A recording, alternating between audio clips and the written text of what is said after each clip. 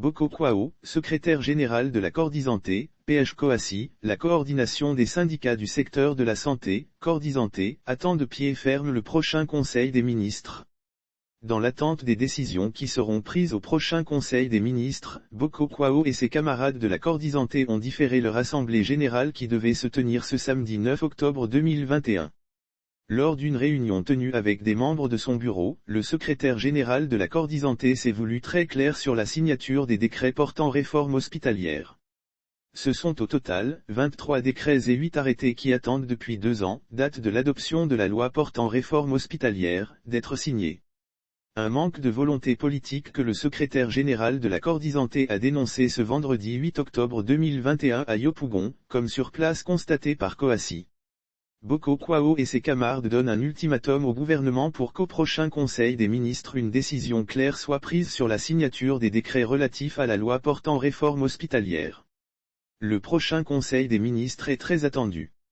Nous sommes indignés de ce qu'ailleurs, dans d'autres pays où il y a eu l'application de la loi portant réforme hospitalière, c'est pratiquement l'État qui porte le projet et qui fait même la cour aux ressources humaines d'y adhérer. En Côte d'Ivoire depuis l'avant-projet de loi, c'est le personnel qui a pris à bras le corps le texte. Nous sommes au bout de nos efforts. Si au prochain Conseil des ministres, aucun décret de la loi portant application de la réforme hospitalière n'est pris, alors cela marquerait que le gouvernement n'est pas prêt à appliquer la loi et à ce moment, la Cordizanté prendra ses responsabilités, a expliqué Boko Kwao. Pour lui, le prochain Conseil des ministres du mercredi 20 octobre 2021 est donc décisif pour les agents du secteur de la santé. Si au prochain Conseil des ministres, il n'y a pas de décret signé sur les décrets attendus, alors, il n'y aura pas de tergiversation. Nous allons voir les 10 derniers jours et nous allons apprécier. Si les décrets sont signés, nous allons remercier le gouvernement. Si rien n'est signé, nous allons aviser, a martelé le secrétaire général de la Cordizanté qui a appelé tous les acteurs de la santé à rester à l'écoute de leur coordination.